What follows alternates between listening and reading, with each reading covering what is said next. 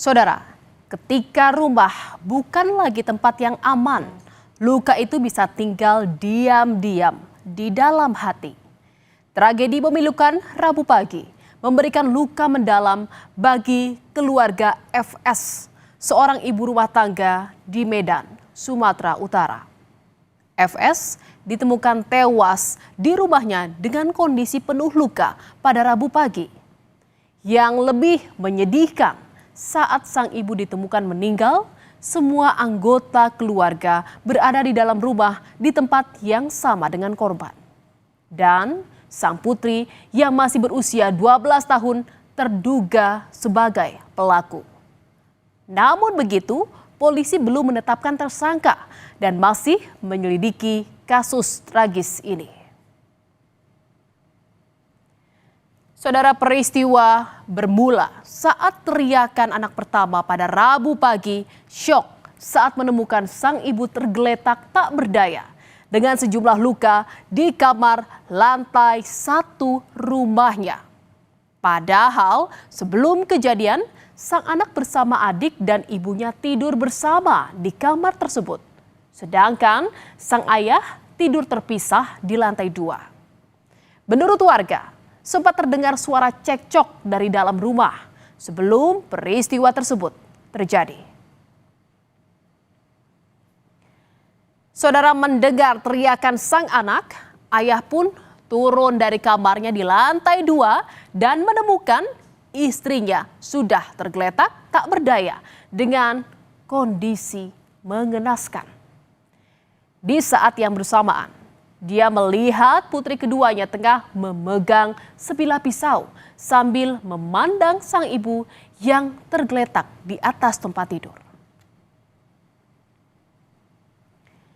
Dan saudara, melihat kondisi istrinya yang kritis, sang suami pun segera meminta pertolongan warga untuk membantu istrinya. Namun, FS tak bisa bertahan. Ia meninggal di rumahnya sendiri tak lama setelah kepanikan terjadi. Warga yang tiba di lokasi melaporkan kejadian tersebut ke polisi dan jenazah sang ibu pun dibawa ke Rumah Sakit Bayangkara Medan untuk diotopsi. Saudara, polisi di lokasi langsung menggelar olah tempat kejadian perkara dan memeriksa sejumlah saksi di lokasi, termasuk kedua anak dan juga suami korban, saudara. Dari lokasi, polisi menyita sejumlah barang bukti, termasuk pisau yang diduga digunakan sebagai senjata dalam kasus pembunuhan ini. Polisi masih menyelidiki kasus dan belum ada tersangka dalam kasus pembunuhan ini. Walaupun dugaan awal menyebut sang anak diduga menjadi pelaku pembunuhan tersebut. Anaknya yang bunuh, sekitar umur 12 tahun. Oh gitu. Lebih kurang. Kalau kondisi luka-luka ada, Pak? Banyak. Di bagian mana, Pak? Punggung. Terus? Tangannya satu. Saudara, kejadian ini tentunya membuat warga pun terkejut karena selama ini korban dan anak-anaknya dikenal memiliki hubungan yang harmonis. Setiap pagi, sang ibu mengantar anak-anak ke sekolah. Tak ada warga yang curiga, apalagi membayangkan peristiwa ini terjadi di lingkungan mereka. Dan saudara, penyelidikan kasus kematian ibu rumah tangga di rumahnya sendiri pada Rabu pagi masih berjalan. Polisi juga belum menetapkan tersangka dalam kasus ini.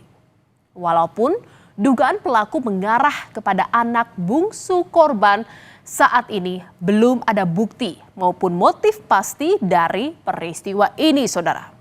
Si bungsu yang masih berusia 12 tahun ini dikenal sebagai anak yang berprestasi. Sejumlah kejuaraan berbagai bidang kerap ia ikuti. Selain berprestasi, ia juga dikenal sebagai anak yang pendiam, namun ramah kepada siapa saja. Walaupun belum ada tersangka dalam kasus ini, polisi menggelar prarekonstruksi kasus dugaan pembunuhan ibu yang yang diduga dilakukan anaknya sendiri. Prarekonstruksi dilakukan secara tertutup di lokasi kejadian perkara, saudara.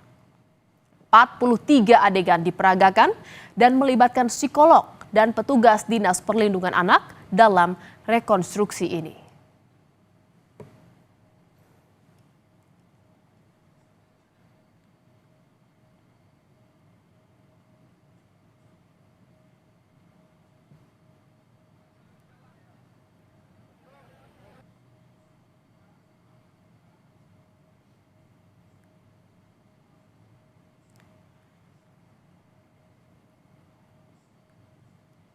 Kehati-hatian tampak sekali dilakukan polisi, saudara, dalam menangani kasus ini.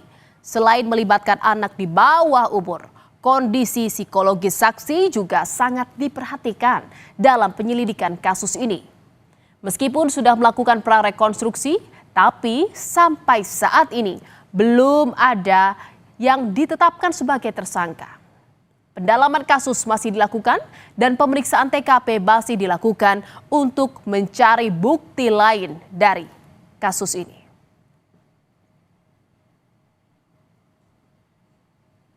Dan saudara, dugaan pembunuhan ibu kandung oleh anak kandungnya sendiri mengundang perhatian luas karena diduga pelaku masih di bawah umur dan berasal dari lingkungan keluarga yang harmonis.